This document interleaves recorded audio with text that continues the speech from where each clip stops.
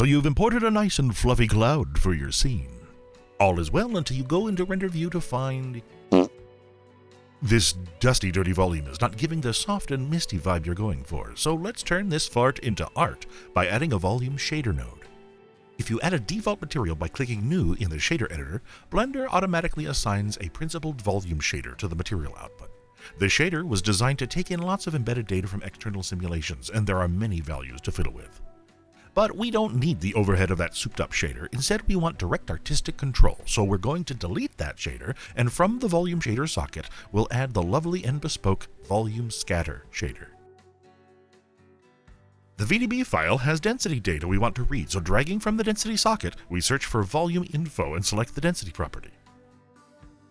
Clouds are water vapor suspended in the atmosphere, so as such, they scatter different wavelengths of light. If we want the clouds to have a soft blue color, a handy trick is to just pass over the center of the color wheel from the color you want to the opposite side, and voila!